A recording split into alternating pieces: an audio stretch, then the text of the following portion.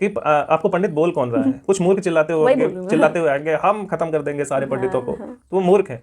और मूर्ख पंडित किसको बोल रहा है, वो मूर्ख को ही पंडित बोलेगा। ज्ञानी किसको पंडित बोलेगा, जो एक्चुअल में पंडित होगा, अर्थात जो विद्वान होगा। शास्त्र का मतलब वो है जो भी, चाहे वो बुक हो, चाहे वो ऑडियो कैसेट हो, या कोई आदमी हो, या कोई गुरु हो, हर वो चीज जो सृष्टि के कल्याण के लिए हो, धर्म के अनुसार हो, ऐसी जो भी बातें होती हैं, ऐसे जो कर्म होते हैं, ऐसी जो चीज जो थॉट प्रोसेस होता है, वो शास्त्र होता है। शास्त्र सम्मत उसे बोलते हैं। उसके अनुसार जो कर्म किए जाते हैं उन्हें शास्त्र सम्मत करते हैं। जय श्री राम दोस्तों, मैं हूं शशि। जय श्री राम, मैं हूं आलोक। शुरू करते हैं चर्चा ऑन गीता ज्ञान, श्लोक नंबर 19 अध्याय 4 का। यस्य सर्वे समारंभाः काम संकल्प वर्जिताः ज्ञानाग्निदग्ध कर्माणं तमाहुः पंडितम बुधाः। जिसके संपूर्ण शास्त्र सम्मत कर्म बिना कामना और संकल्प के होते हैं तथा जिसके समस्त कर्म ज्ञान रूप अग्नि के द्वारा भस्म हो गए हैं, उस महापुरुष को ज्ञानी जन भी पंडित कहते हैं। और यहाँ पर पंडित शब्द का यूज हुआ है। आज के टाइम में हर कोई, हाँ मैं बता देता हूँ पहले। पंडित शब्द जो है, इसको हमने क्लास 3rd में पढ़ा था, और पंडित का अर्थ लिखा हुआ था विद्वान। पंडित का मतलब विद्वान होता है। पंडित इज नॉट अ कास्ट और जाति। पंडित इज योर कैरेक्टर। तो अगर आप में है तो है, आपके पिताजी पंडित थे, इसका मतलब आप भी पंडित हो, ऐसा नहीं हो सकता।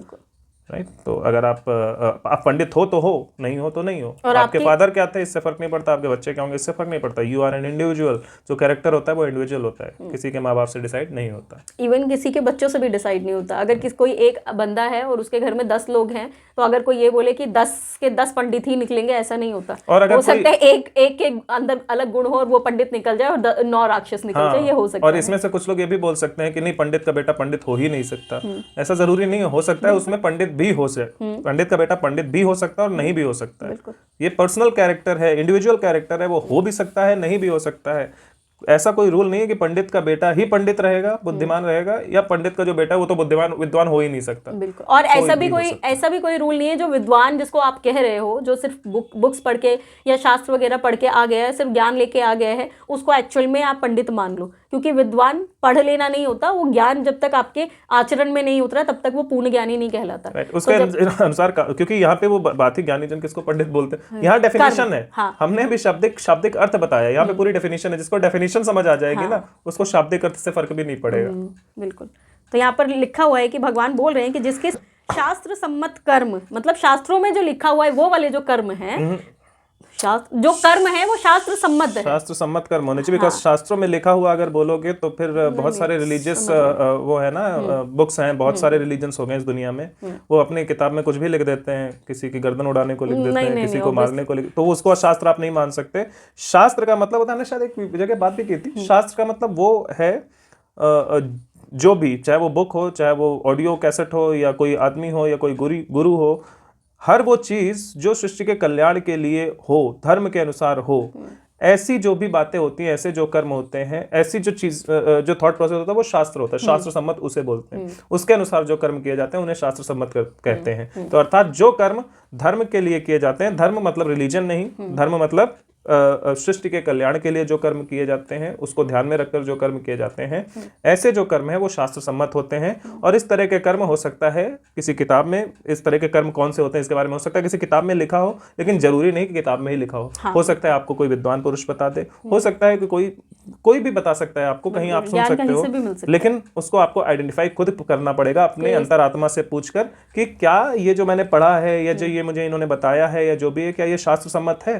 अब शास्त्र सम्मत वो आपको बोल देगा नहीं, देखो लिखा है यहाँ पे, मतलब शास्त्र सम्मत है। वो किताब क्या पता वो खुद ही लिख के लाया हो, आपको क्या पता, आप थोड़ी जानते हो। तो शास्त्र सम्मत मतलब आपको ये सोचना पड़ेगा कि ये जो मैं काम करने जा रहा हूँ, इसके क्या संपूर्ण सृष्टि का कल्याण होगा। जैसे ये जो मैं बम फोड़ने जा रहा हूँ, जो आतंकवादी फोड़ते हैं, क्या इससे संपूर्ण सृष्टि का कल्याण होगा।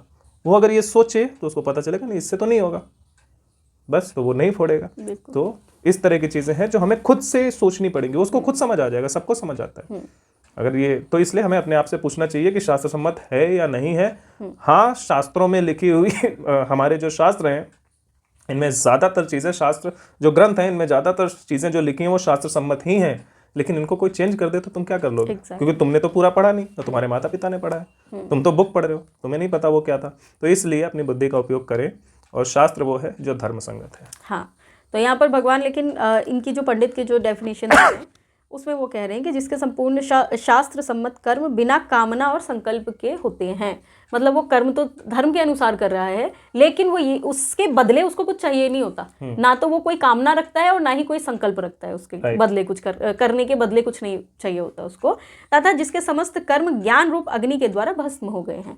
वो कर्म करता है लेकिन उसको इस चीज का भी ज्ञान है कि कर्म निष्काम ही होना चाहिए, तो इसीलिए वो ये उसके बदले में एक्सपेक्टेशन रख ही नहीं रहा है। यही ज्ञान है कर्म का, और कोई ज्ञान है भी नहीं। ठीक है, तो ये जो है इसके द्वारा उसने कर्म फलों का त्याग कर दिया है। भस्म होना इसका मतलब ये है कि उसने कर्म फलों का त्याग कर दिया है। बस कर्म करने पर वो उसका अधिकार है, ये वो समझ गया है, तो कर्म कर रहा है वो भी इसलिए कि लोगों का भला हो सके या धर्म चल सके, तो धर्म सम्मत वो काम कर रहा है बस। तो ऐसे ही महापुरुष जो हैं उनको ज्ञानी जन जो हैं जिनको ज्ञान है वो पंडित कहलाए जाते हैं। राइट, तो ज्ञानी कौन होते हैं? ज्ञानी भी वही होते हैं जो विद्वान होते हैं। Exactly. और वही लोग उनको भी विद्वान कहते हैं। हाँ, लेकिन जो पहले से ज्ञानी जिनको टैग मिल चुका है वो दूसरे को जब टैग देंगे तो वो यही चीजें जांच के देंगे ना। जो ज्ञानी होता है उसको संपूर्ण ज्ञान होता है। हाँ, ये कर्म की बात, जो कर्म करने वाले लोग हैं, सांसारिक लोग हैं, कर्मयोगी हैं, जो इस छोटी सी चीज को भी समझ जाते हैं ना कि क्योंकि सिर्फ इतना ही नहीं है, बहुत बड़े लेवल पे है ना, ज्ञान तो बहुत है। तो भगवान बता रहे हैं कि जो इस तरह के लोग हैं उनको ज्ञानी जन पंडित बोलते हैं।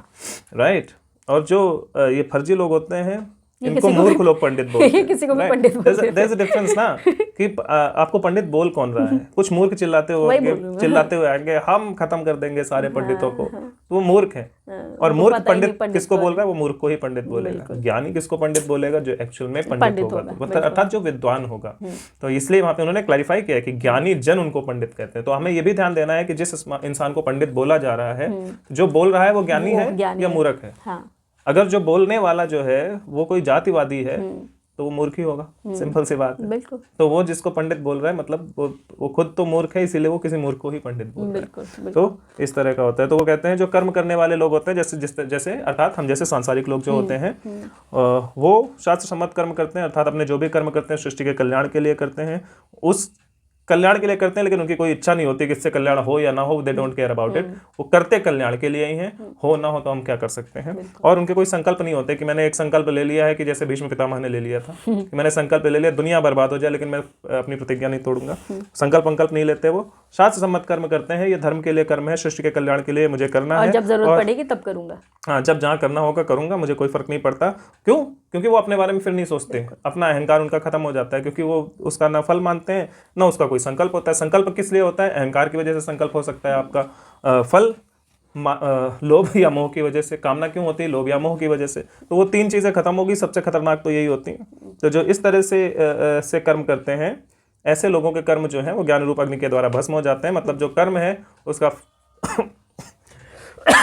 उसके बारे में वो सोचते नहीं, क्योंकि वो ज्ञान उनके अंदर प्रकाशित हो जाता है, इसलिए वो उसके बारे में ज़्यादा सोचते नहीं। इसलिए अगर उनसे कुछ छोटी मोटी गलती भी हो जाती है तो वो भी इग्नोर हो जाती है, बिकॉज वही अपने लिए जब कर ही नहीं रहा है तो हो गई, गलती तो हो गई, उस पर भगवान भी माफ़ कर देते हैं उस महापुरुष को। और ऐसे ही लोगों को, जो महापुरुष, ऐसे लोगों को ही ज्ञानी जन, जो ज्ञानी लोग हैं, जो सर्टिफाइड ज्ञानी है, राइट, ऐसे ही नहीं जो सच में ज्ञानी है, ऐसे जो ज्ञानी है वो उनको भी पंडित कहते हैं, अर्थात विद्वान कहते हैं। आज हमने चर्चा की है श्लोक नंबर 19 पे। 20 पे हम अगले वीडियो में चर्चा करेंगे। तब तक के लिए जय श्री राम।